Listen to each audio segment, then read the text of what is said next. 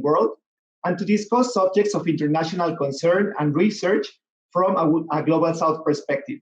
The webinar will occur on a monthly basis, and it embraces a wide range of disciplines.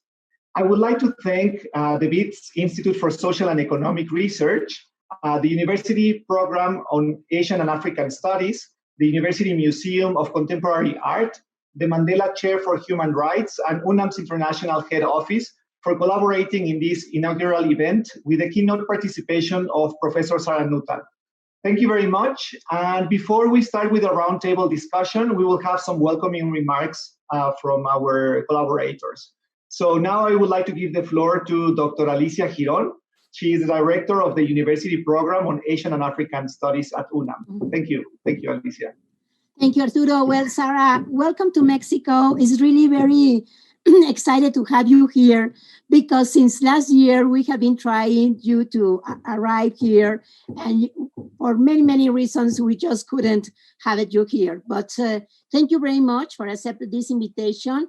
And this is just the beginning of other conversations, of other webinars, because when I was last year in Johannesburgo, South Africa is very similar to Mexico, and we have to join a better academic interchange program. Thank you very much and welcome. And we are really very happy to see you. Thank you. Bye-bye. Thank you, Alicia. And now I will give the floor to Dr. Francisco Trigo. He is the Vice Provost for International Affairs at UNAM. Thank you, Dr. Trigo. Thank you very much, Arturo. Good morning, everybody in Mexico. Good evening, everybody in South Africa. It's a great pleasure to be here with you. Our relationship with South Africa has been increasing. The first step was to establish our Center for Mexican Studies at Witwatersrand University, and with the presence of Arturo and David, where we are very pleased with the work they have been developing. Also, another key issue was here the presence of Ambassador Sandile Nokshina, who was very persistent in establishing a Nelson Mandela Chair precisely at the National University of Mexico. We managed to complete all the procedures to have formally set up, even with the recognition of the Mandela Foundation. So with this Nelson Mandela Chair on Human Rights, a lot of issues have been discussed, analyzed along these last years. And I recall that we had the presence of Professor Achille Membe last year talking about these very updated issues. And now, as Alicia mentioned, we've been trying to bring Sara Nuttall over the last months. Unfortunately, the pandemic didn't help us to have her here, as was our wish. But certainly, we appreciate a lot, Sara, your presence today, even though it's on distance. But we are persistent that sometime in the future, you have to visit us here in Mexico City. Will be a pleasure for us having you here. I also want to thank all the speakers who will accompany Sara today and will certainly enrich our program. Thanks a lot, Garth Stevens, as Dean at the Wits University. Certainly your presence is also well recognized and accepted. So I think we have all the ingredients to have a wonderful discussion for today. And I understand that in the near future, we all also have a conference from Sara Nuttall to the UNAM community, and we are certainly expecting that conference as well. So thank you very much to everybody, and let's have a wonderful morning in Mexico and evening in South Africa. Thank you. Thank you very much. And now I will give the floor to Dr. Sara Nuttall, Director of the BITS Institute for Social and Economic Research. Thank you, Sara. Thank you very much to Arturo, Alicia, and Francisco. I really appreciate the opportunity for this conversation. I think that those of us who work in the global South take a particular pleasure in what I would call talking South, talking to each other across the South. And I think that it's extraordinary how persistently people say that Mexico City and Johannesburg should be talking to each other. They should have been talking to each other a long time ago in terms of their urban environments and their institutions and some of the key issues that they face in terms of social change and economic inequality. So I'm very grateful to all of you. I think that we have a great deal of work to do in thinking about how we ought to begin to understand universities in the era of global pandemic. And I appreciate the opportunity to have a collaborative and collective discussion on this basis. I'm very, very grateful to Garth Stevens and Sizwe and Mpofu-Walsh for joining me on the South African side this evening. And I find, their ways of thinking about the university in South Africa now invaluable. In short, what has the experience of the first truly global pandemic done to the institution of the university? I think we need to talk about that tonight. And I'm very, very grateful for your presence here. Thank you very much. Thank you very much, Sara. And finally, I will give the floor to Dr. Jorge Volpi. He is the coordinator of cultural dissemination at UNAM. Thank you, Jorge. Yes, thank you. Well, simply in a very easy way, wish to everybody that we have a wonderful session this morning in Mexico and this evening in South Africa about this topic that we are going to very carefully listen to, and all the comments from Sara, Nutall, and from the guest speakers, and let's have a wonderful session. Thank you for everybody for being present at this important meeting. Bye-bye. Thank you very much. So just before we start with the discussion, I would like to read Sara Nuttall's bio. Obviously, the topic of today is rethinking the university in the age of COVID-19. A discussion between colleagues at the BIPS University, Johannesburg, and the National Autonomous University of Mexico in Mexico City. And very briefly, Sara Nuttall is professor of literary and cultural studies and director of WISER, which is the BIPS Institute for Social and Economic Research in Johannesburg, South Africa. She is the author of Entanglement, Literary and Cultural Reflections on Post-Apartheid, editor of Beauty, Ugly, African and Diaspora Aesthetics, and co-editor of many books, including Negotiating the Past, The Making of Memory in South Africa, Senses of Culture, Johannesburg, The Elusive Metropolis, and Load Shedding, Writing on and Over the Edge of South Africa. She has given more than 30 keynote addresses around the world and published more than 60 journal articles and book chapters. Her work is widely cited across many disciplines, and in 2016, she was an Oppenheimer Fellow at the Du Bois Institute at Harvard University. For 8 years, she has directed WISER, which is the largest and most established humanities institute across the Global South. Thank you very much again, Sara, and I will give you the floor now. Thank you. Yeah, thank you so much, Arturo. I've very much enjoyed working with you on this event, and I appreciate very much what you've done to make it happen.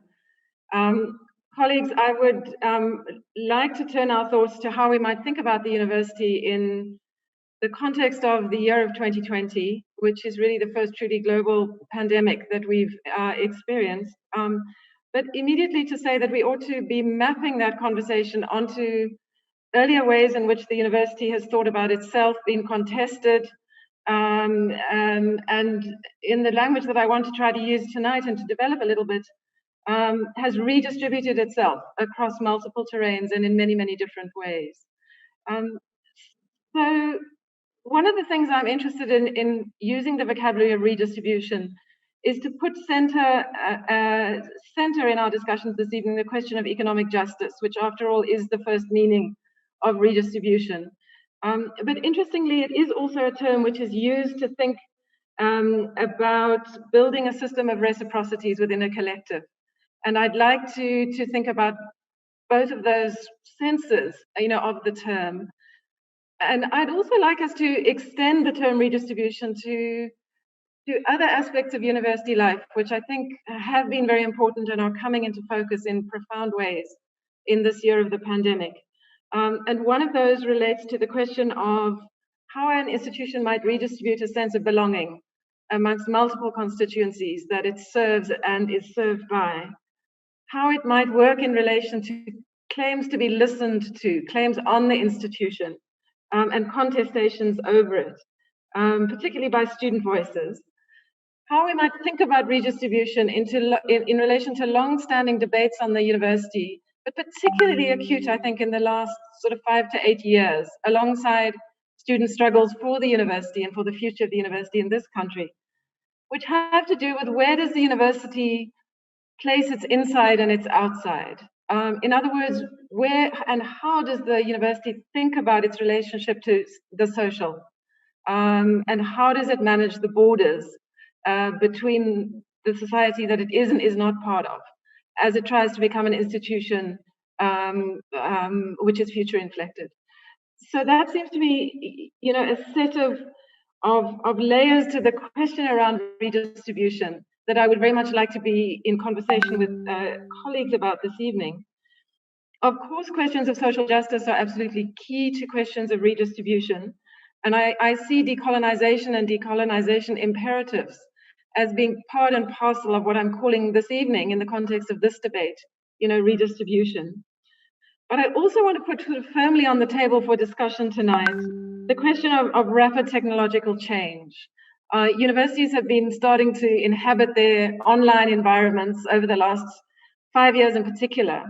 But of course, what we've seen in this age of the escalating epidemiological and its outbreak phenomena is the large-scale moving online of the university, to the degree that one almost thinks about a university taking flight from its physical structures and material infrastructures. And I would really like to debate with colleagues what we think about in relation to the way in which our universities are phasing the parameters of its online and offline terrains. So in short, I think that redistribution is a very useful concept for thinking about the university now, in the sense that it's the opposite, at least in the sense that I want to use it as a manner of opening our discussion. It's the opposite of what we might think as outsourcing. It's the opposite of offshoring, as one might find in private universities today. And it's the opposite of the redistribution of human life in general in relation to enclaving in the aftermath of apartheid histories, now redistributing themselves across the world. So, all of these things are very important. I think that the pandemic has thrown into profound focus something about the communities that make up a university that were once sent off campus or offshore or negatively redistributed, and that of course is university workers who were once not regarded as central to the mission and operations of the university, were outsourced, and of course now have been redefined as essential workers. And I think there's something very profound there that can point us to the kinds of important lessons we need to look for in relation to the age of the pandemic. Now, just to elaborate very briefly on where the inside and the outside of the university might be. We've lived through, I think, many years of debate, certainly in South Africa and probably in Mexico, in relation to whether the university could be an asylum of sorts,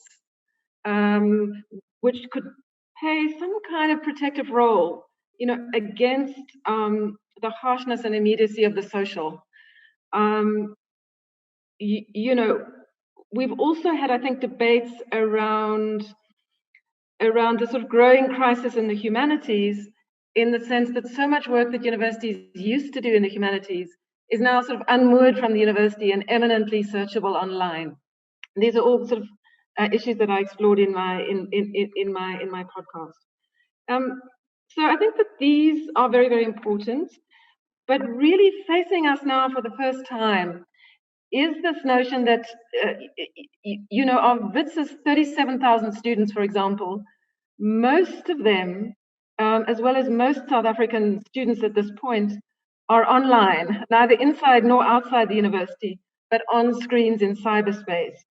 Many having been taught on WhatsApp rather than Microsoft Teams because of data disparities and the digital divide, with no contact with the place they took to be the site of learning. So in the first instance, I think we need to take very seriously the student experience, being disconnected, not only from the physical structures of the university, but all that that has meant, particularly to working class students, where universities represent not only a pathway, a tangible pathway to graduation and then hopefully employment, but also questions of Wi-Fi, freedom, privacy, and space. All of these things, I think, are up for grabs and are very difficult to deal with.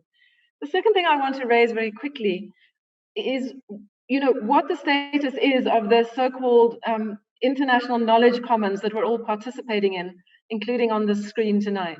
And what are the stakes, in that process and for that process?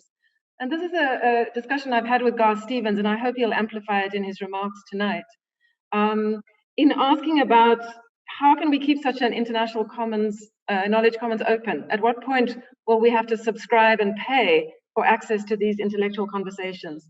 And that seems a really very important new struggle for all of us to begin to fight, most particularly in the global south. So those kinds of questions are important, and attendant upon them are this question: what kinds of resources in all senses, intellectual, technological, financial, and symbolic, will we need to foster this kind of openness to the world at large? And none of this, of course, is the same as what we took until very recently to be the global university, which was really all about inequalities of a massive scale between North and South, involving who could travel, who could get a visa, who could cross those borders to even have those intellectual conversations, quite aside from questions of digital access and so on. So I wonder what the resources are that we're going to need. Now, let me conclude by making 4 very, very quick points, which we may not cover in their entirety in our discussion, but which I think we should keep on our radar as we develop this collaboration going forward, and in conversation with all the people who are joining us on Facebook this evening. Here's one. What does a university and a knowledge project become without the orders of sociality and intimacy provided by the university corridor?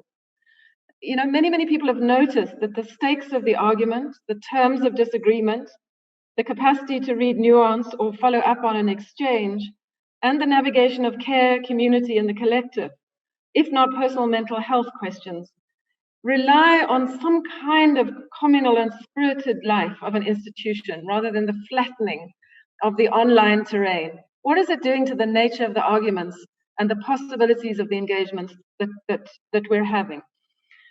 Secondly, what about our systems and distributional modes of internationalization, which we've relied on for quite a long time to conduct the business that we do in institutes and in faculties? Internationalization has tended, as a distributional logic, to work across questions like recruiting international students, developing branch campuses, trying to internationalize our curricula, but often in very generic and replicable ways, and of course developing exchange programs with the South or with the North, depending on where we are. But of course the economies of scale are almost incomparable between North and South, especially as the wealth gap increases. The global economy is now 28 trillion poorer than it was before the pandemic. How are we going to think about that? Thirdly, what does our fast redistributing university mean for North-South relations? And this is of great concern to us being in the South, across Mexico City and Johannesburg. On the one hand, we know, the equities of North and South and their skewed and unfair distributed knowledge regimes. On the other hand, vocabularies of North and South can sometimes be very complex, not always straightforwardly mappable, and also at different times quite innovating to the flow of the free flow of thought and research imaginations. Is it North, is it South, etc. So I wonder if we could debate at some point what a critical humanities project must do, which is to emerge from its location and its sense of place, but also resist both the university and the South as an enclave. I think that's something one wants to resist in a redistributed university imagination. And finally, it does seem to me that our newest distributional challenge is a serious confrontation with new knowledge architectures, a redistributive architecture of knowledge design, if you like, most especially between the life sciences and the earth sciences and the humanities, as we try to navigate the state of the planet and huge environmental damage and crisis.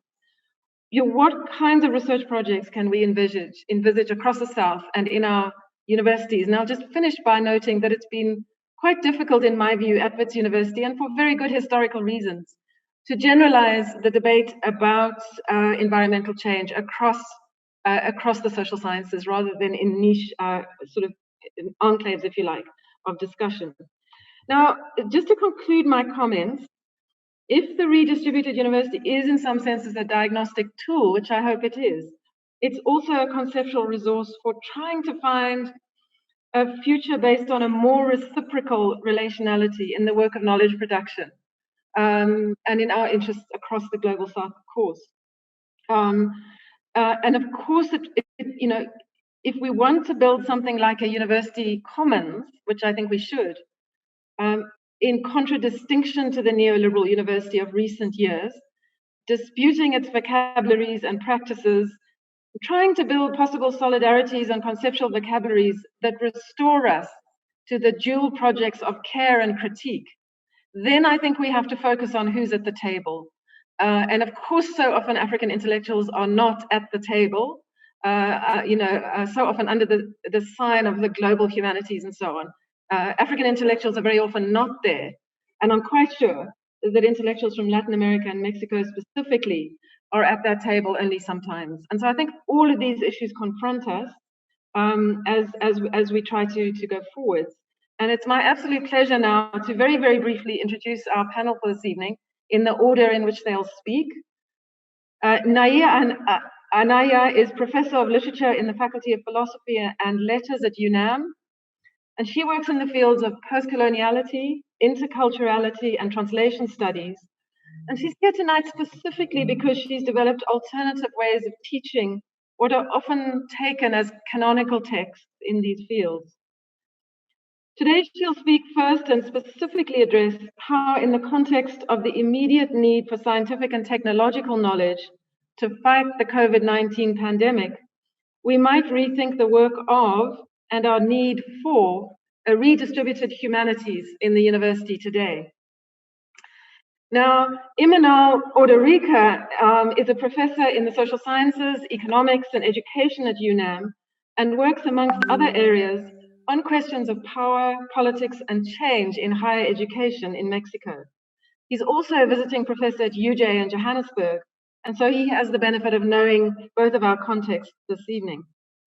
He's spoken recently on the topic of the repoliticization of the university, and I hope that he will place this in conversation with my notion of the redistributed university as we broadly defined it today. He wants, I know specifically, to consider how universities today might meet their commitments to society across the global South in particular. Garth Stevens, who will speak third, is Professor of Psychology and very much admired and appreciated Dean of the Faculty of Humanities at Wits University, which, by the way, has just been announced as the leading higher education institution on the African continent. He works on race, violence, trauma, and memory, and has published widely in these areas. He's also provided strong and principled leadership during the COVID-19 pandemic this year, and has thought very deeply about how to steer the university forwards in relation to ongoing questions of economic inequality and social justice, as well as emerging hybrid models of teaching and learning. Sizwe Mpofu-Walsh has a doctorate from Oxford University in International Relations on nuclear weapon-free zones, and he's finishing his second work of nonfiction on South African politics, specifically from the vantage point of a younger generation. He's based at WISER as a postdoctoral fellow. Sizwe was previously involved in student struggles for change in universities, both here and abroad, and we'll very much value his perspectives today on the redistributed university in relation to the decolonizing university in part, and also in relation to the making of knowledge futures via the public humanities and recalibrated ways of doing academic research in the present and aftermath of the pandemic that we are living through. So a very warm welcome to you all, and over to you, Nair. Thank you. Hello to you all. I am very glad to be sharing with you this roundtable, and I thank the PUEA for the invitation. Well, this is a very ambitious project, and there is no way we can talk about it in sort of 10 minutes. But I want just to talk about two things that have happened recently, and I think that they can contribute to rethink many of the things that happen at universities and the need for these university commons that you are talking about. Much has been said and written about the fact that the COVID pandemic has acted as a catalyst, which has brought to the surface a number of issues that have been there for a number of years, if not decades. It has also precipitated social inequality all over the world, but even more in our societies.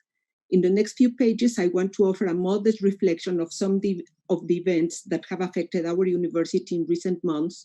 And from there, and based on some of your ideas, Sara, to insist on the need for a redistribution of humanistic thought that may contribute to a better education. I'm going to start with some very basic information about UNAM that may serve as a hinge to talk about some other things. UNAM, as you know, is the most important educational institution in Mexico and currently has 360,000 students, 51 of which are women, and very few come from indigenous communities.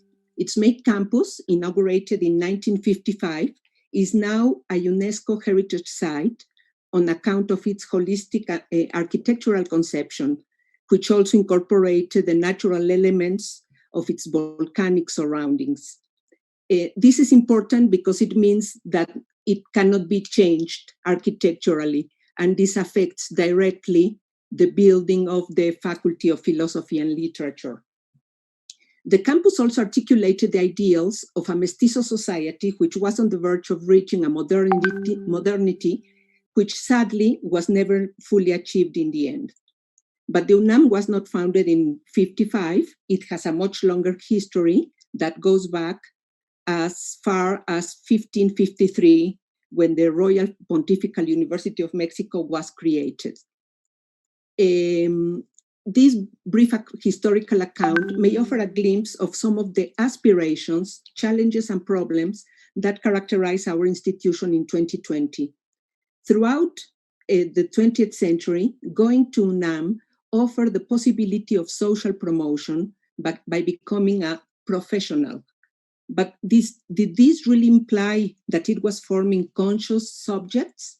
Unfortunately, some of the problems we are facing today come precisely from the dislocation between what it means to become a professional and what it means to have a critical instance on some of the basic tenets of being Mexican nowadays.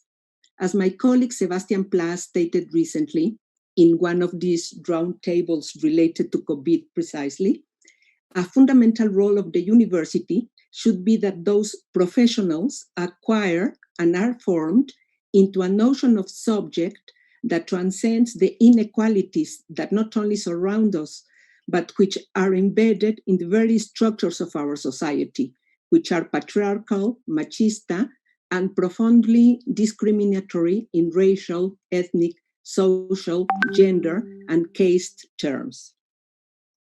The COVID contingency has been indirectly related to two situations that may illustrate what I want to address here, and which provide two examples of the need for a redistributed university. As in many other parts of the world, and in the context of the Me Too campaign, a number of protests related to gender violence have been taking place at UNAM in recent years, and increased in last year after one female student was killed in the campus and another from our faculty disappeared on her way to the university. These are related, of course, and have to be considered in the context of this other epidemic Mexico is suffering, that of thousands of feminicides each year. These demonstrations very often consist in the occupation of premises, which can last for several months, as was the case of my school, the Faculty of Philosophy and Literature, which was taken over from last November to April. Their just demands helped to accelerate a long-awaited modification of the university's statutes, which now consider and actually name, and that's important, gender violence as a major breach of conduct that needs to be formally addressed and penalized. The protest also helped to implement a change in the curriculum of the 15 disciplines taught at the faculty. Apart from the 80 courses and seminars related to feminist literature and thought that had been read roughly for decades and each semester, students now have to attend several gender-oriented courses, and they have to begin with one before they start their freshers year, especially to bring to the surface the need for a good code of conduct. The occupation only ended when COVID became a tangible threat and the university had gone into lockdown. Paradoxically then, our faculty could only start a new term 4 months after the official UNAM calendar, amid mixed feelings, grateful for being able to restart our schooling, but also concerned for solving and giving continuity to the complex gender problematic. In concrete, this has taken the form, among others, of interdisciplinary and collective courses and seminars on gender issues, as well as offering psychological assistance to those who require it, either by the impact of COVID or because of a gender-related problematic or any other. Many of our students do not live in Mexico City, in the countryside. And the question of internet connection was a real problem. So immediately, and that was a very interesting project of our dean at the faculty, tablets were immediately distributed to students who needed them. And this has been taken by the university as a whole, and now they are offering tablets forever they need it. We still have a problem for the idea of going back. When are we going to be able to go back? Our building was built in 1955, contemplating 1,000 students. Our actual population is 12,000. So there is no way that in the future months and perhaps years, we're going to be able to have the same dynamics that we had before. And just another interesting thing, as a result of the COVID, now we are able to have training for online resources, and 6,500 professors and lecturers have been taking part in them.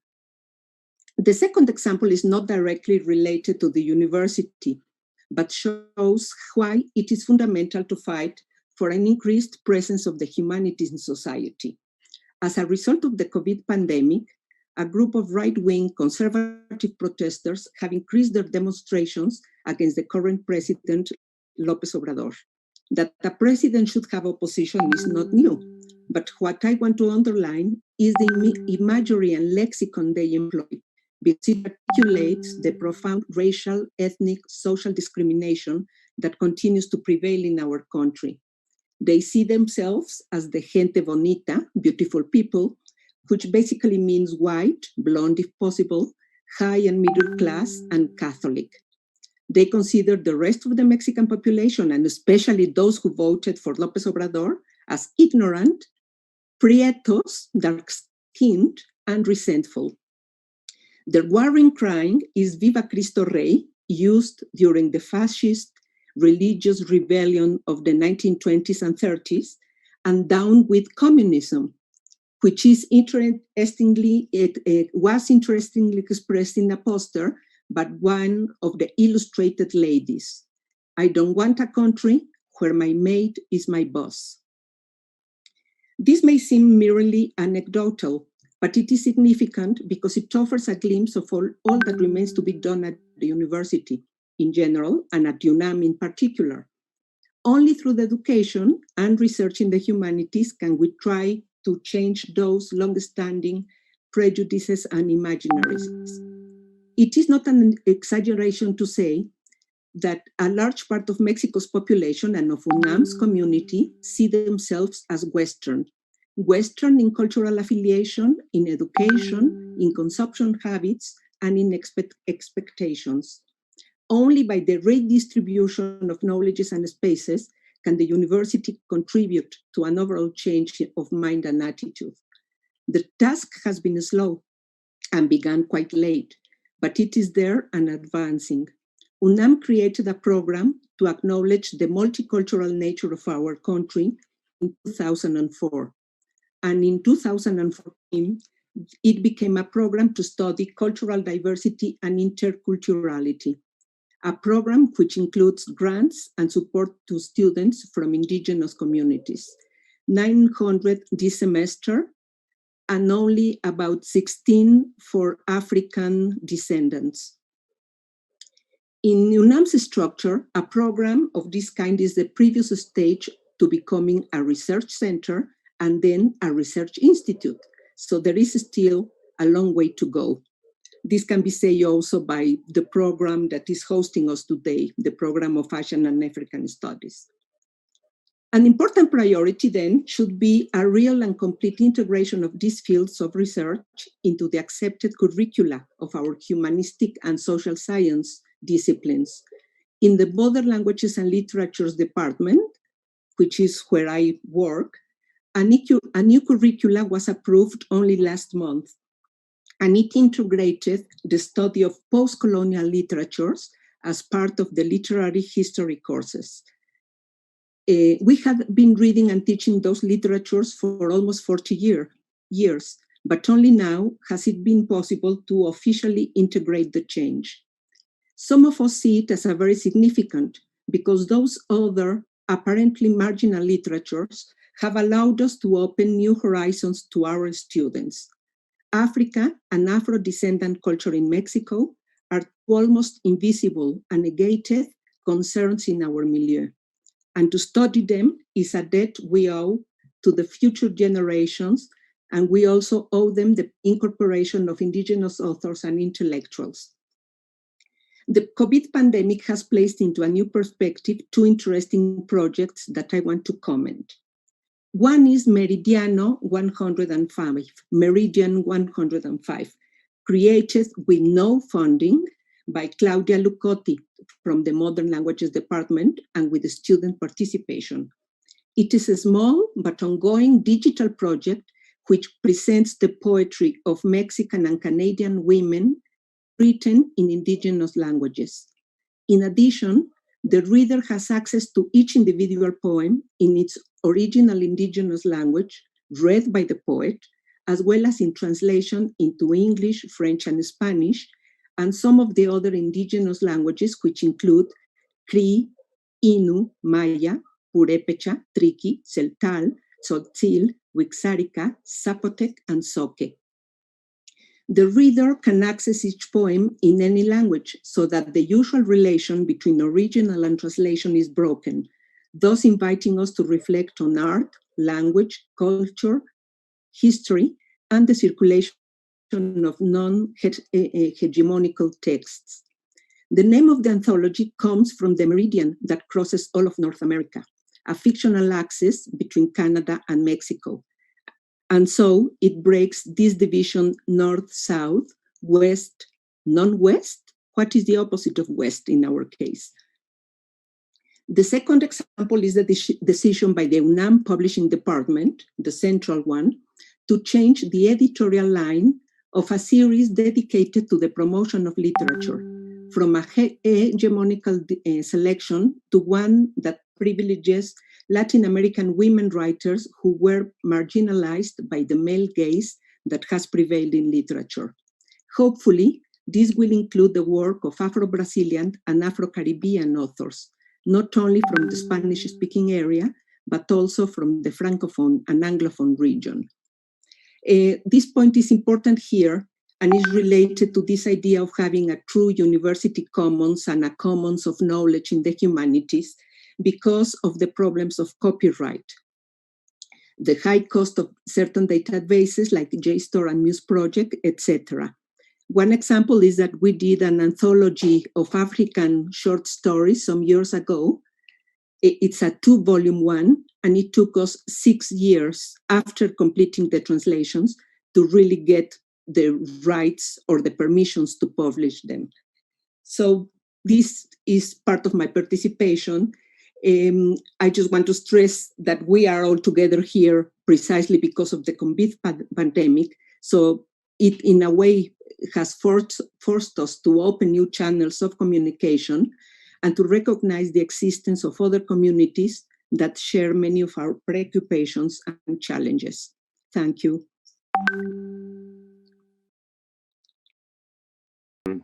First of all, I want to thank all of you here at the panel. I want to thank Arturo and Alicia Giron for the Mexican counterpart that put together this opportunity to interact with some colleagues from South Africa. I've been fortunate enough to be in South Africa 3 times, and I have very, very good colleagues, even from our student days. Some of them you might know, Aaron Rensburg, previous Vice Chancellor of the University of Johannesburg, Professor Michael Cross, Sop Ahmed, and others, many others. And I have always been fascinated by the history of South Africa and its some analogies with the history of Mexico, both colonial countries acquiring independence at different points in time,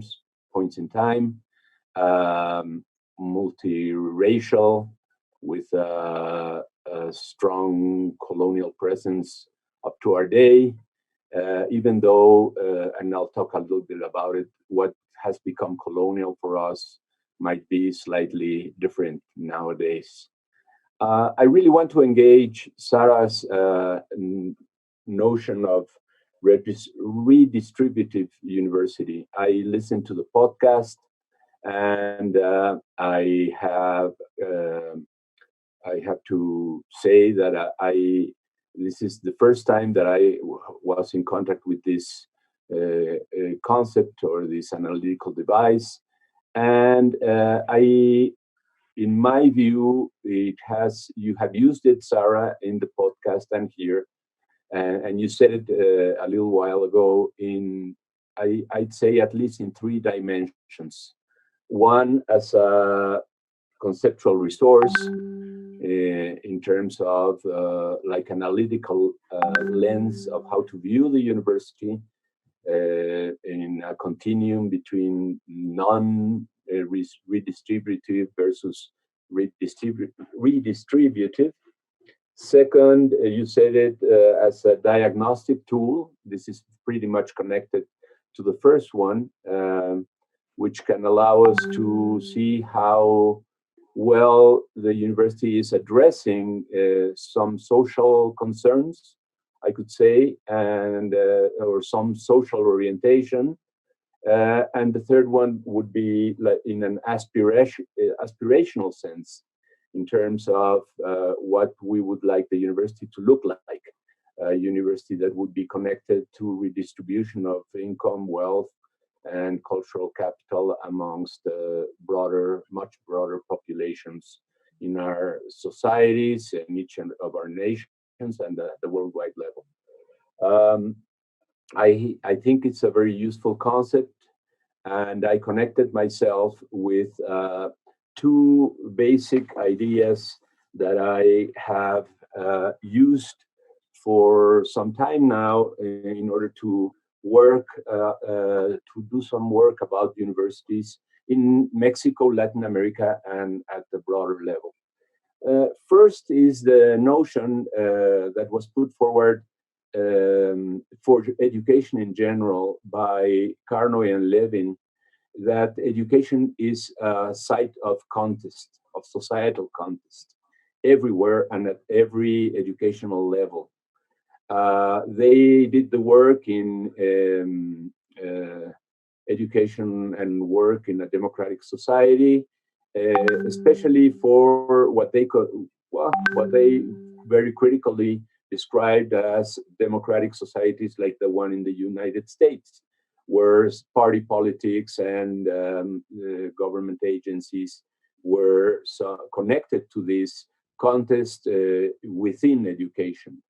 I think that that concept has to be broadened to societies that are politically organized in different ways, that might be considered democracies or not, but in which the political processes are not essentially conducted through party politics, parliament, Congress, and where social movements play a much more important role, which is the case of South Africa and Mexico for a long time.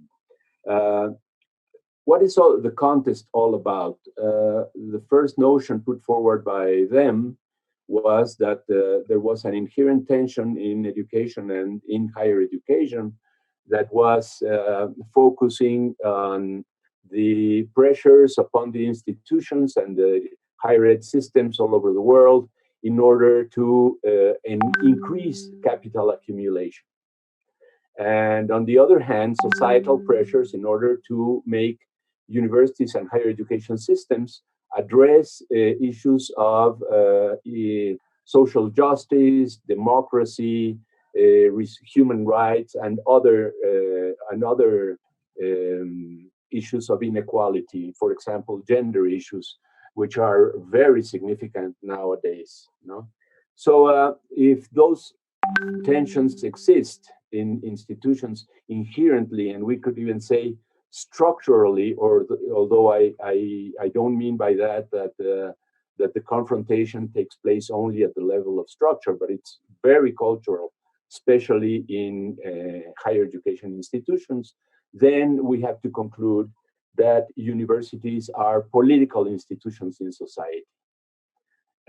This has been very much criticized and denied by scholars, by university administrators, by government officials almost all over the world.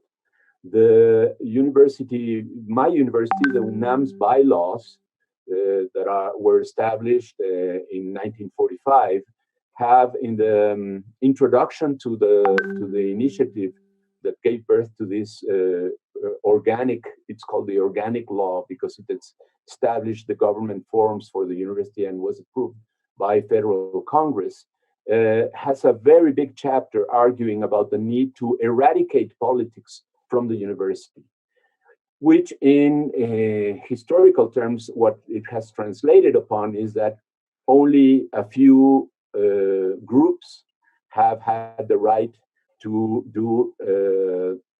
make institutional decisions, apparently completely deprived of politics,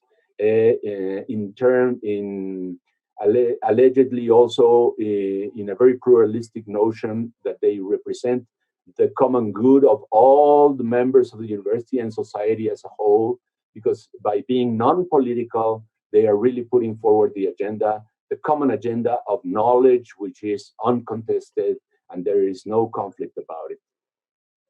Even though there has been a lot of historical evidence in universities themselves about the fact that there have been student movements, the creation of unions, conflicts with university authorities and the government, we still have the same bylaws. And there is a strong reluctance by university officials nowadays to recognize the fact that politics are being played every day at the university level. And Nair has talked a little bit about the fact that the latest expression of this political mobilization by students have been the collective organizations of female students that have really brought into the open something that has been happening for in all the history of the university, where there are a lot of faculty members that are harassing and have committed violence against students, against female students, and this has been totally covered up by local administrators. And finally, there has been the need to acknowledge this.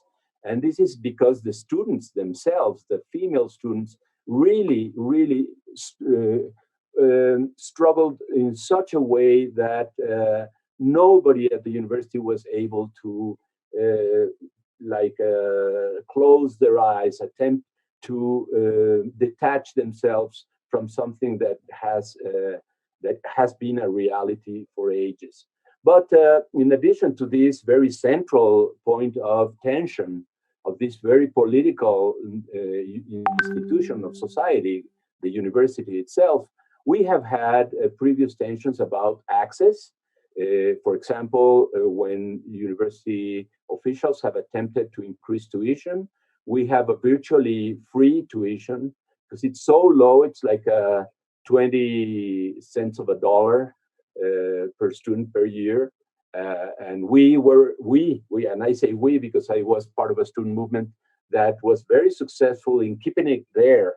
And the university officials have been always reluctant to totally remove the fee. It's so ridiculous to charge 20 cents of a dollar a year to students and not recognize that our university is free. And the movements, the student movements that were able in 1987 and 1992 and 1999 to maintain the university virtually free were so successful that the current government has put into the constitution that public higher education has to be free. And in spite of that, because of the contradictions of the federal government, and this is why I want to stress the political part of the process, they have put not enough money into public higher education in order to make this idea, this reality of free higher education available for all students, male or female. We have struggled for many decades in order to change a very authoritarian political regime in Mexico. The outcome of the Mexican Revolution, which was a very popular-based revolution and produced changes in education, in the property of natural resources, in the giving land to the peasants, and setting up a very strong, popular-based constitution, socially oriented, that has been changes since the coming in of new first structural adjustment policies by the International Monetary Fund, and then what we call neoliberal policies by the World Bank. They have been eroded in the Mexican Constitution. Privatization processes have been coming in. Less funding has come for public universities. And in that context, there have been struggles to defend public education against neoliberal policies for many, many years, but also to get rid of the authoritarian nature of university governance in public institutions. I have done some research on the ways in which vice chancellors and chancellors are appointed, or presidents or rectors are appointed in universities at the worldwide level. And here we have been befuddled by the idea, this very ideological notion that only a selected group of scholars that claim to be non-political can guarantee the right leadership for universities. This is the case for UNAM. We are almost 400,000 people at UNAM, 360,000 students, almost 40,000 faculty members, full-time and non-full-time, and 37,000 staff, administrative and manual laborers. So this is a huge institution. And our rector and our deans are appointed by a body of 15 people. And usually these people are so conservative that if you were to mention this notion of redistributive university, they would say, oh, no, no, no. What does this mean regarding excellence and merit? And how could you talk about equality? Equality goes against merit. We only want to give the students that really deserve them the chance to get into the institutions. We can only promote the people that are really very prestigious into top faculty positions. And what we have developed is a university in which, if it not were for student struggles, the number of students would be much smaller, and the amount of students that come from families that are not wealthy would not be so large. The UNAM and its virtually free condition, and the fact that we have like high schools that are connected to the university that have like sort of an automatic transition into the university. And this is where students from lower academic, socioeconomic backgrounds get into the institution. If the students in their diverse movements hadn't been able to hold this up, to maintain it, to keep it in place, then we would have a much more elitist institution. Now that gender is it's at the core of university conflicts all over the world. And I would say there are still, in spite of the advances that Nair talked about, 3 big issues of gender inequality at Latin American universities in general. First, violence against women. By no means we have been able to get rid of it. And I include institutional violence by faculty, by workers at the university against students and faculty. Second, access. Even though it's true that we have 51% of female participation in the student body, from every 140 applicants to the university, female applicants, you get 10 inside. And from every 100 male applicants, you also get 10. So there's a much smaller percentage of women getting into the university. It's not representative of the size of the population. And third, and this is very important, the top echelons of academic careers are still male-dominated. The emeritus professors, the top full professor positions are basically in the largest proportion, like 70-30% male. And this is based allegedly on a very objective assessment that is allegedly gender neutral. We have to address these issues in order to not become an asylum, to recognize ourselves as political institutions, to repoliticize the university in order to address all the inequalities and all the responsibilities by universities to be able to really touch upon inequality inside and outside our universities. Thank you. I'm sorry that I went beyond. No, thank you so much. Thanks very much. So we move now to South Africa, to Johannesburg, and to Wits University, and I'll invite Garth Stevens to speak to us next. Thanks. Thanks, Sara. You'll keep me on track with time, yeah, if necessary. So I take it I've got 10 minutes. But thank you to you, Sara. Thank you to Arturo. Thank you to Wiser and to UNAM. I mean, it's really great to be here, to be part and parcel of a conversation and a dialogue with all of you colleagues in rethinking the university in the age of COVID-19. I have to say, like Imanol, I thought that Sara and I have had an opportunity very briefly to chat about this, before this particular webinar, to really talk about the redistributed university. And I have to say that I find it a really useful conceptual tool and a kind of lens through which to look at, in particular, the kinds of work around economic justice and reciprocity. And of course, we're not talking only about economic justice and reciprocity inside the institution itself, but also across institutions and also in relation to the institution's connectedness to the social context in which it is located itself. And so for me, this really is a kind of resource that is able to traverse these kinds of relationalities in interesting ways. They speak to the idea also that this is a dynamic and a changing space that draws on multiple traditions. And I want to stress the idea of multiple traditions, partly because, we often think about the university in very particular ways. For many of us who've trained, in the contemporary university, our idea of the university is really a pre-1960s notion of university. Quite frankly, that university doesn't exist any longer. That university has come and gone a long time ago. But it remains a kind of archetypal notion for us about what the university is, a secular knowledge project that is devoid of state intervention, etc.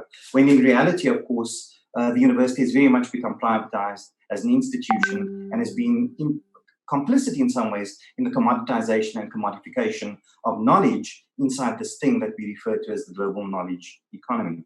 So I want to make a few comments because I can see that time is going to fly by very quickly. But of course, the idea of a redistributed university is not a new one. Universities, if we consider that they are dynamic spaces, are constantly being redistributed in some way or another.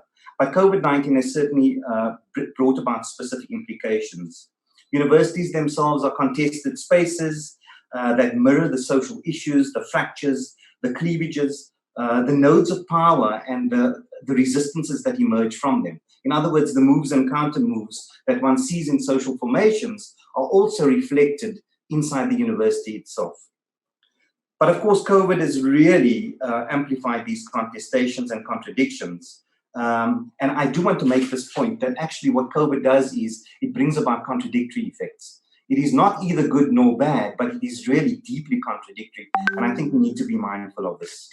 Universities in the main have there's been a northern or western hegemony, taking into consideration Sara's caveat about this, but where knowledge production, knowledge traction, the number of institutions, the hierarchization of partnerships, the economic strengths of institutions, and certainly the kind of extractive model has really been dominated by universities in the global north and certainly in the west. But of course, there have also been rebound effects even here.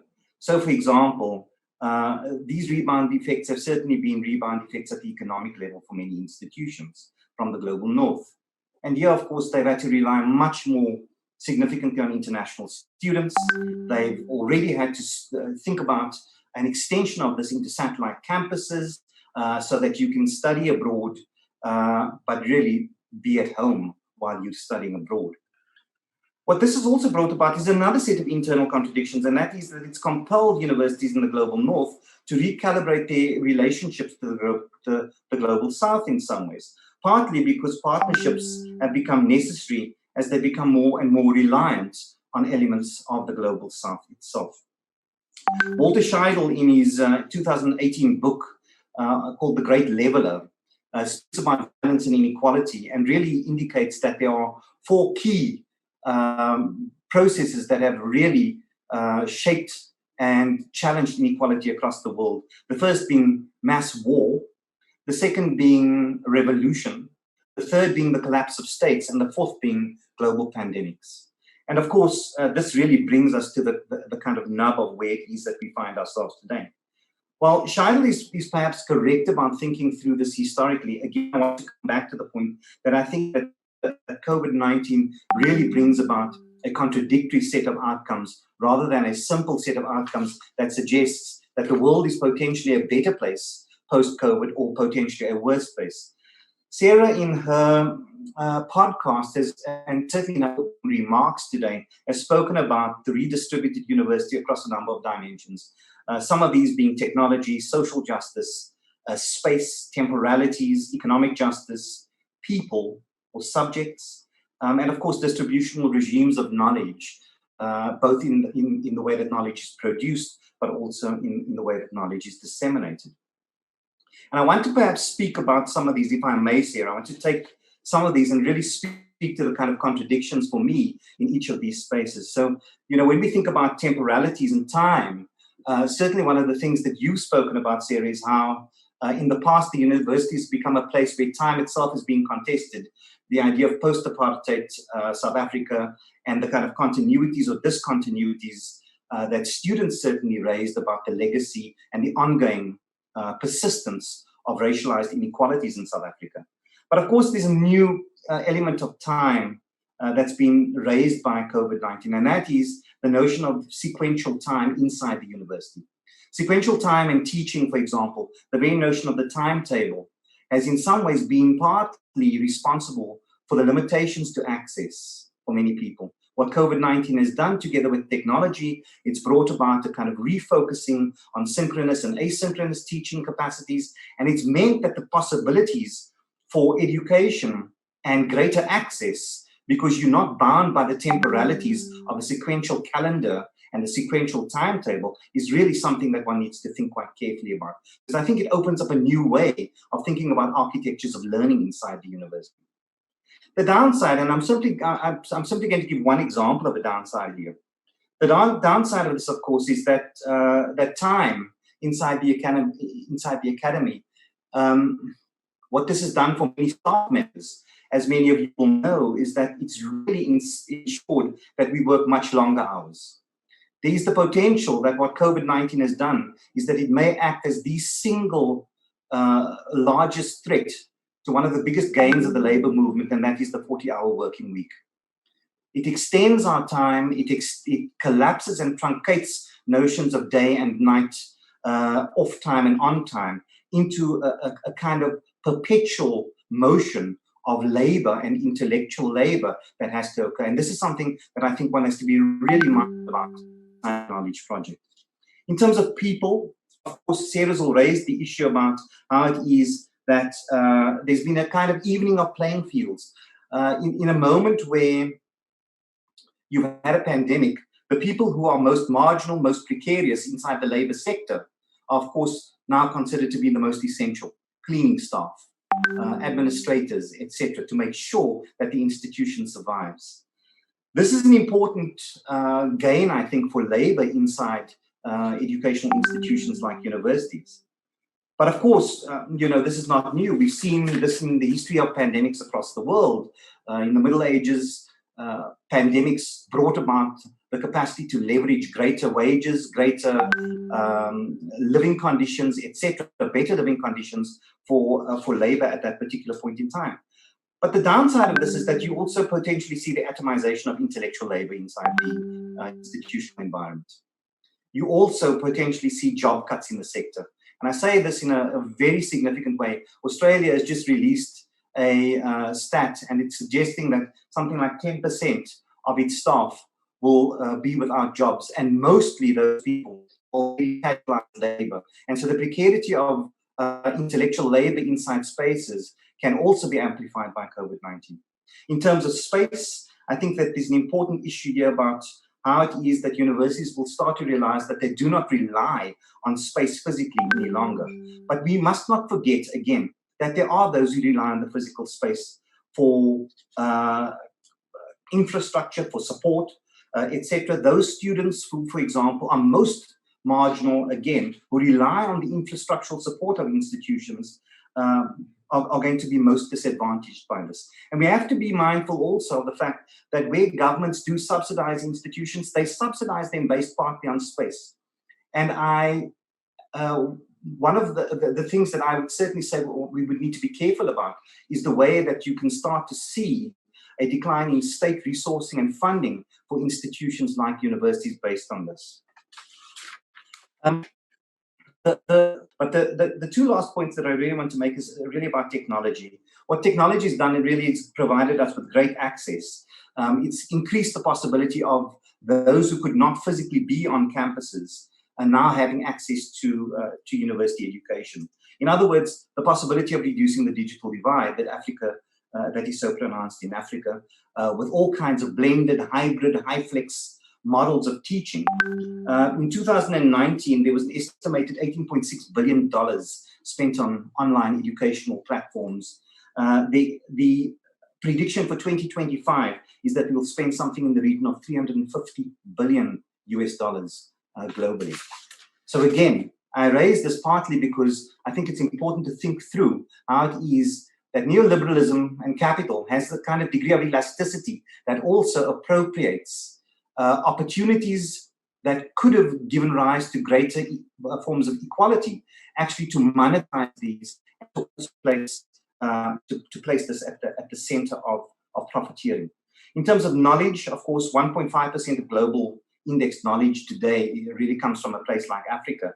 And of course, we think about the possibility of COVID really inverting this. The idea of an international knowledge commons, the idea of new architectures of partnerships where universities in the global north are much more concerned about being isolated and using a so-called soft footprint to ensure that they retain connections to the global south. And these are all really important because they start to articulate the possibility of new borderlands for universities to cultivate structures and relationships that extend beyond what it is that the university has traditionally been.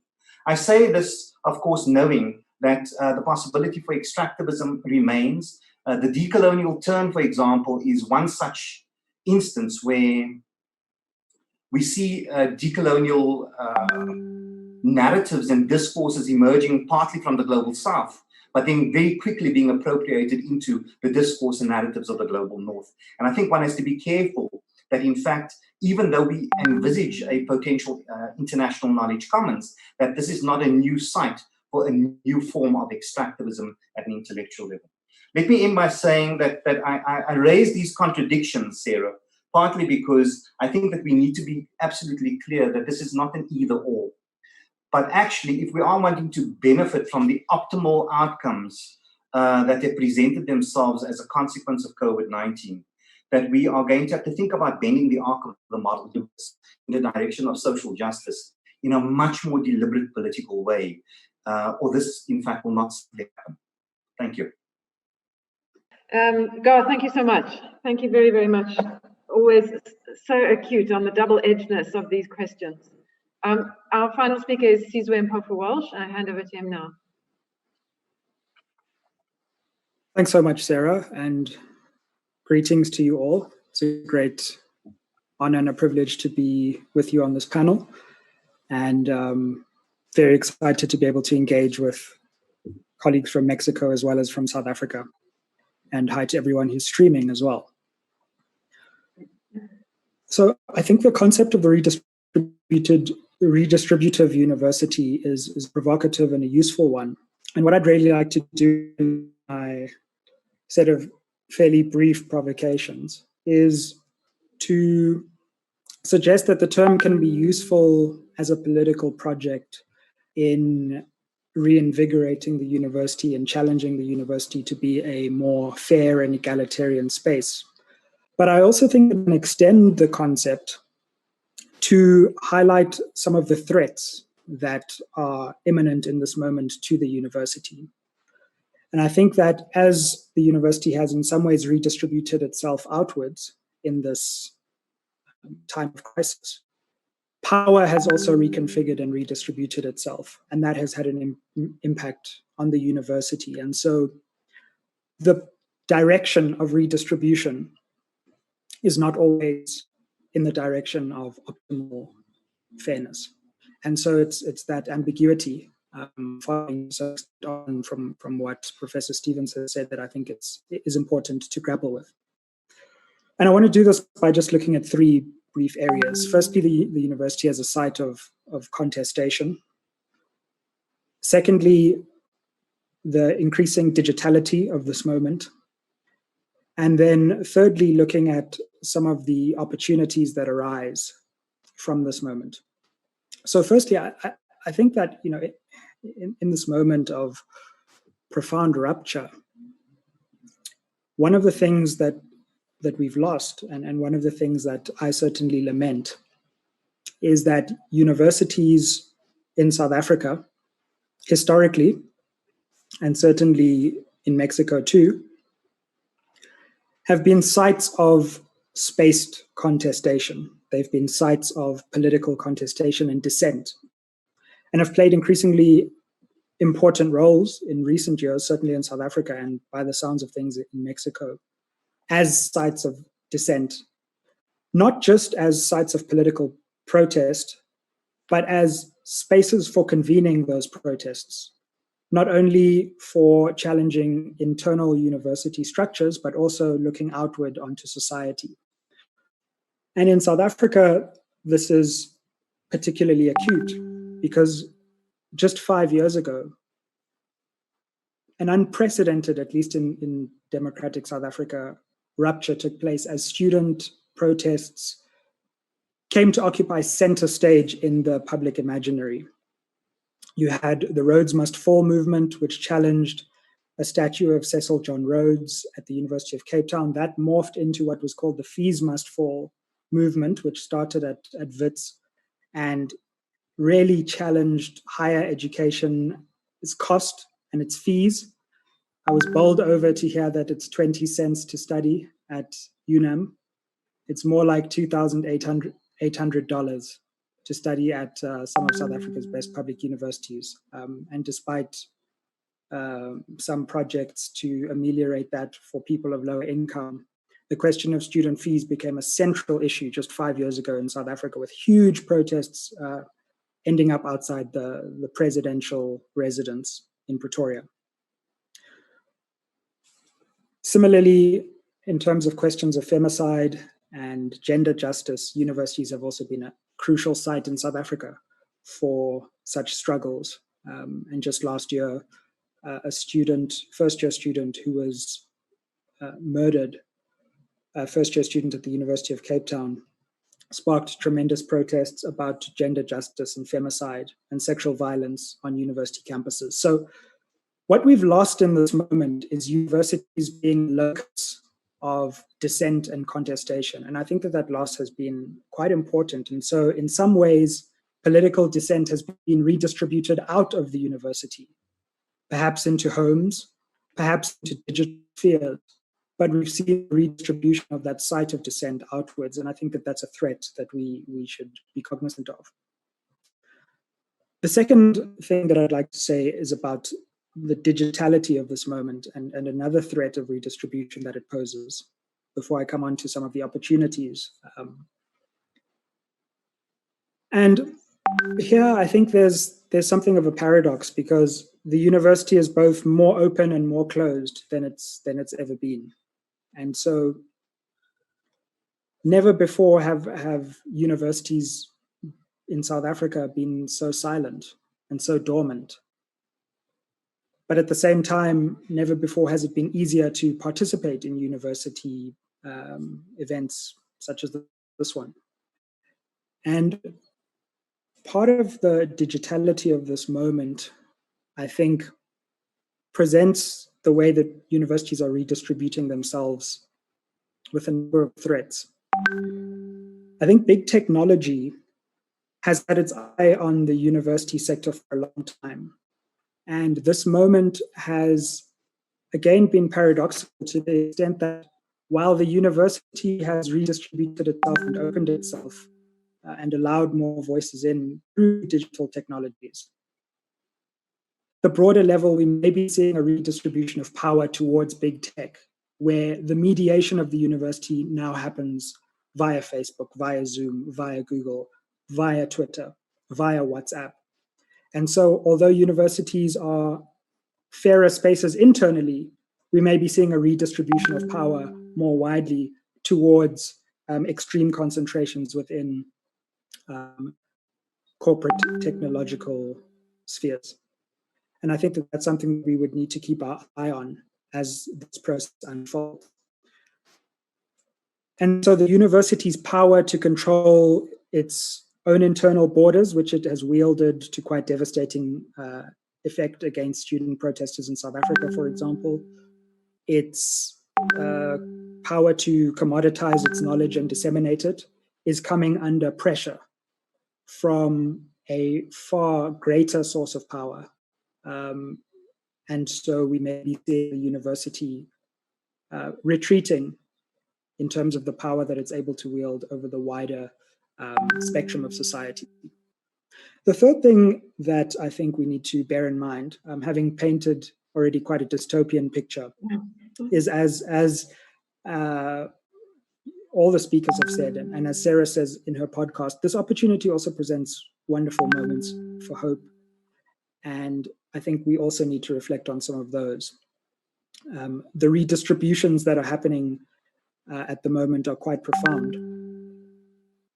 Firstly, I think an event like this is evidence enough that we would all probably have spent months planning to either be in Mexico or Johannesburg, and here we are having a completely cross-national conversation from the comfort of our living rooms. And I think that harnessing this moment where we can all convene at relatively low cost, both to our pockets and the environment, is an opportunity for us to think through how the university and different universities can come together and collaborate.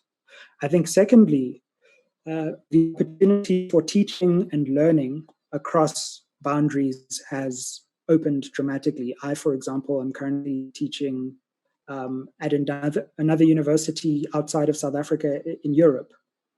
And while I'm also researching at WITS, doing a postdoc, which would have been impossible, I would have, you know, one is forced to only teach in the place where one is researching. Why? So the redistribution of teaching and learning outward, I think, is something that our institutions might benefit from dramatically. And as we go about constructing our curricula and our university lives, we might think about how we can bring in the resources of teaching, of digital teaching, into our universities at relatively low cost. So I think that just as universities may be redistributing some of their power out, there's also a chance for them to redistribute in, to let in more ideas and thoughts from outside, more people and thoughts from outside, and to ease some of the restrictions that were present prior to this moment of rupture. So I think essentially what I'm trying to say is that the concept of the redistributed university is a profoundly important one, not only as a political project to make the university a more fair space, and not only as a political project to make the university's intervention in society important, but it's also an important project from the perspective of the threats that are present in this moment. It's important to understand how the redistributed university, or how the university is being redistributed outwards, and how power itself is being redistributed, sometimes to the detriment of the project of the university. Thank you. Thank you, Sizwe. Thanks so much. I think what happens now is that we return to Arturo, who will run the question session. Thanks to all. Thank you, Sara. Okay, perfect. Yeah, we have a couple of questions, and then it's not a specific question to anyone, but so anyone can answer these questions. The first one is, how are students going to have a voice nowadays in a dormant university without a physical space? So what is a student's participation now? Are universities envisioning a more flexible model that will allow students who, for example, live far away from campus to permanently study online? Another question related to this one is this an opportunity to allow for a hybrid teaching learning models? And the last question, what will happen to students, to student movements and participation, and their participation in reshaping the university with COVID-19? So these are the questions that we have so far. I'd like to make a comment and then ask colleagues to add, and it's a very brief one, which is an observation that I've been making along the way, but has been, I think, amplified by Sizwe's comments towards the end, and to some extent by Nair's at the beginning, which is the question of the politics of occupation, and what non-spatial ways there might be of making protest felt. So essentially the question of how to protect the right to protest in this moment. And you know, it's also been so notable to me thinking about 5 years ago to the month, when campus was full of noise and liveliness and student protest. The degree to which you know, students and universities might need to rethink how one would redefine occupation or some other forms of protest non-spatially. And it doesn't quite solve the question, I think, to think of sort of online platforms in which students might gather. So many thoughts about that. I read recently, of course, Judith Butler's observations on the right to assembly, but also very significantly in that book, where she, I think, makes one of the most profound sort of defenses of the right to gather and assemble, including on university campuses. She doesn't mention in that book, sort of online protest communities. So very interesting questions around the physicality on which a politics of occupation is dependent. Yeah, thanks. Anyone who would like to answer some of these questions? Imanol, thank you. Well, I think that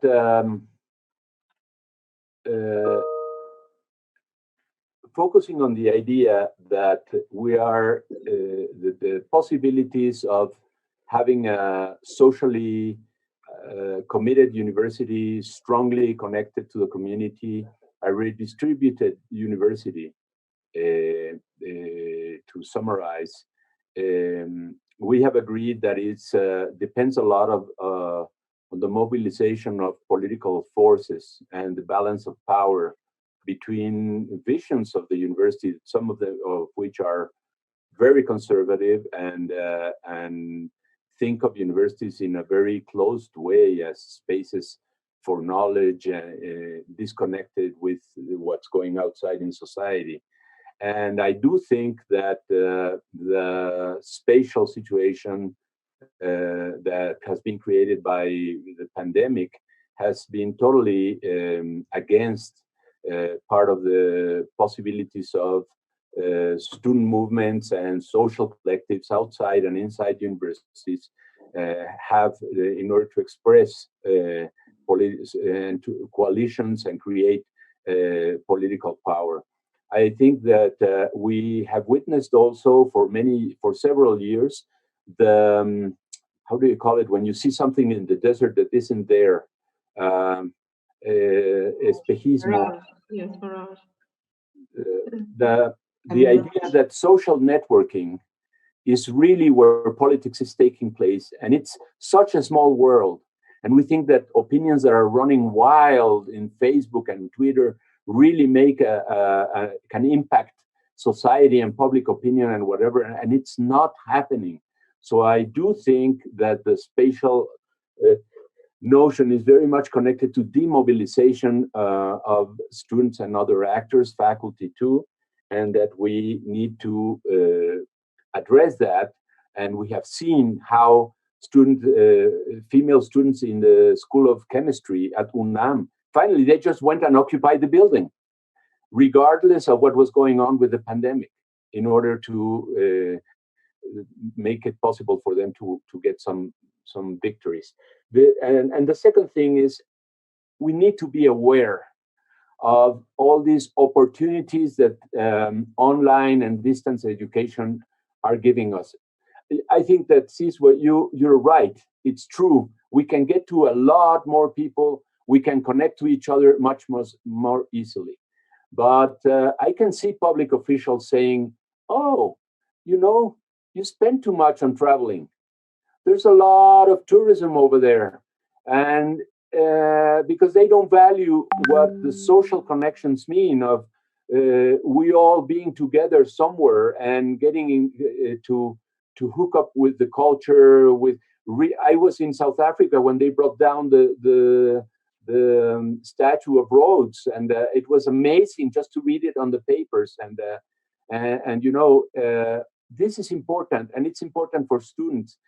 What can happen if suddenly the idea that we can have really big enrollments through distance education becomes a central project, which is cheaper and easier? And in our view, and I think it addresses and I finish with this, one of Sara's comments at the very beginning, we are living outside what the meaning of going to the university has in terms of social connections, of interaction, of the building of a civic culture, a political culture of doing things together, that we are losing when the world becomes flat. There's a fabulous article by Martín Caparrós in the New York Times. It's called "The World is Flat."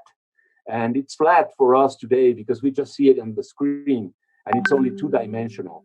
And we've lost a lot, and we have to be careful to limit the opportunity of the distance and virtual connections that we can establish in order not to lose the best part of the presence and direct connection between people in higher education. Thank you.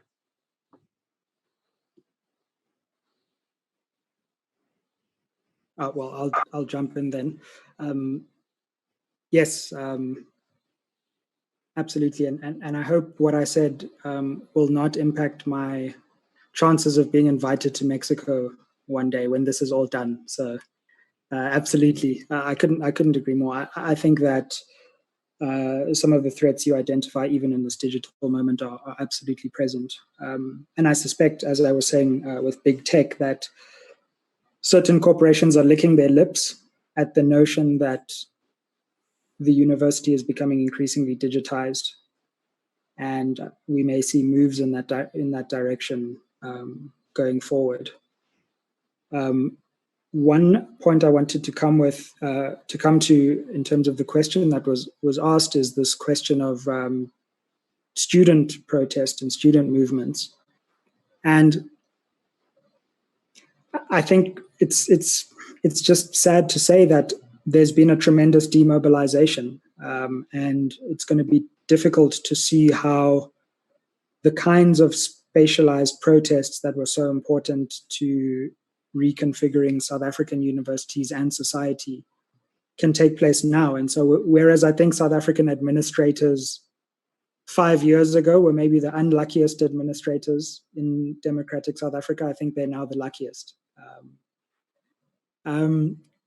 But also, and just finally, I think that there may be new forms of digital protest that might be thought through, and we shall have to see how that works out. But there could be spamming of Zoom meetings, there could be hacking of university administrative meetings. Not to give any people any ideas, but there are various forms of new disruption that the longer this moment goes on, I think will emerge, and those will be interesting to watch unfold.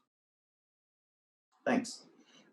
So notwithstanding, some of my concerns about the burgeoning industry also around online educational platforms and so forth, that we anticipate in the next couple of years.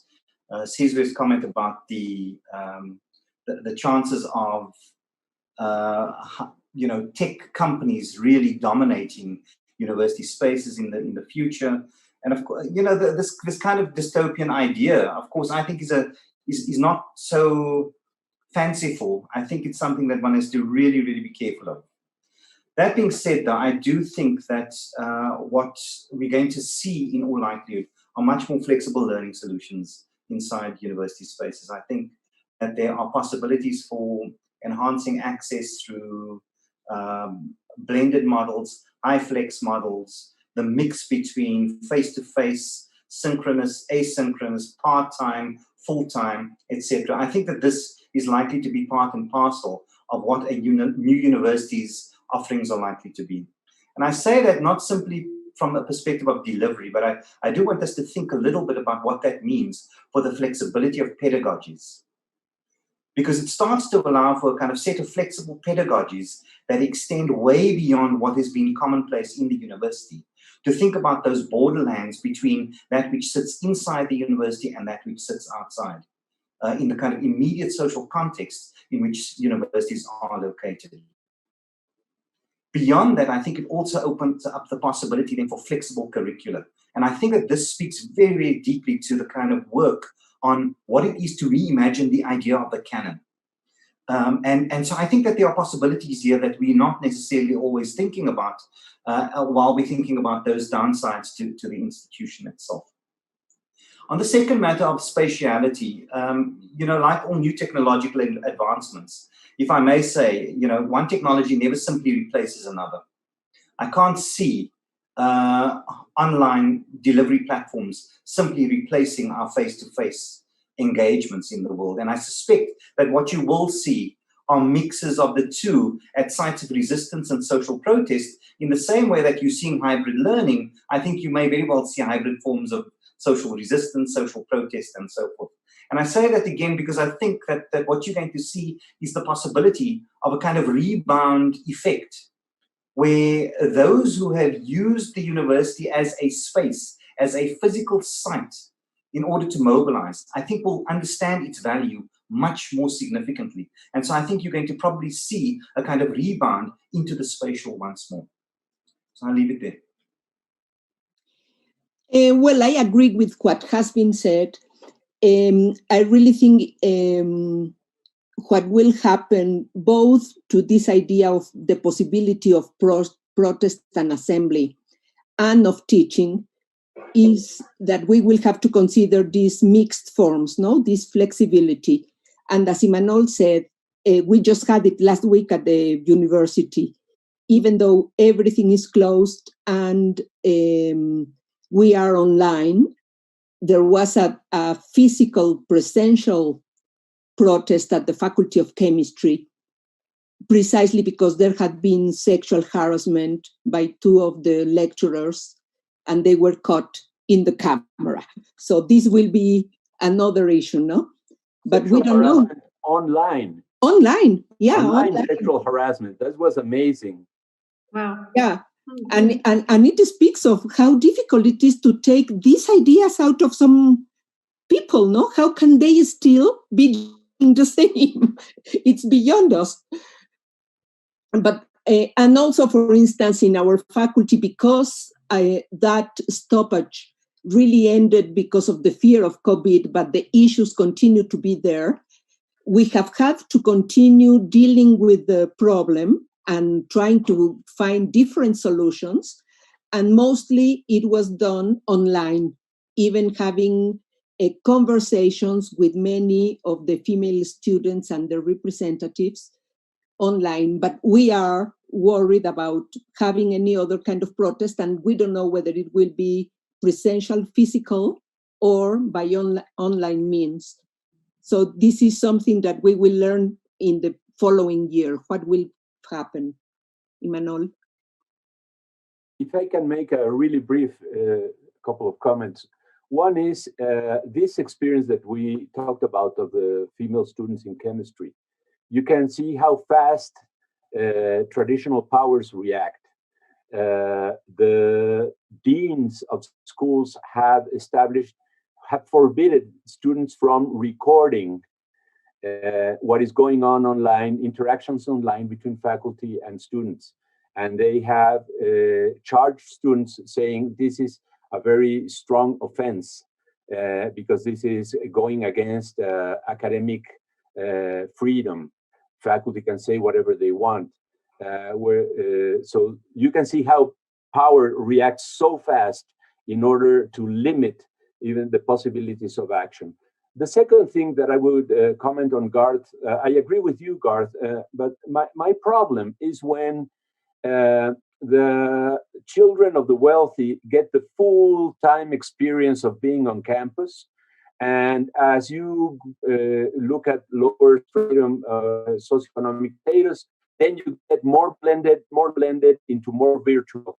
And if we could manage to give the richness of both the blended and the factual personal interaction to everybody, regardless of their economic condition, then it would be something that I would consider a real opportunity. And we should target that. We should move in that direction.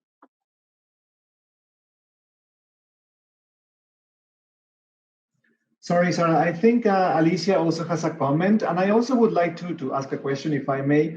Are we also facing somehow a massification of the education? As Sizwe said, he's now teaching online, as many other people are are teaching online, and that actually will reach a broader audience. And then we don't need a physical space. I mean, the physical space doesn't exist. So now instead of having classes with 30, 40 students, it can be 400, it can be more people teaching. And are we also facing a massification of the education that actually will be led by highly ranked and well-recognized universities? Alicia, I don't know if you would like to... Yes, I would like to make a comment to Imanol and also to Nair. The first one is that, as I have been hearing you, is that the public universities in the Global South are the melting pot of all the social classes in the country. And I think this is very important, and it is very, as I studied in UNAM, is, well, many years ago, you see how interact all the social classes. The problem that we have had is that during the 50 years, during the last 50 years, all the austerity programs of the International Monetary Fund has decreased the budget to the universities. So now we just can open to more students the classes or more places, and also the austerity in having, I don't know how to say in English, the plazas. We can't just have more teachers because it is tenured.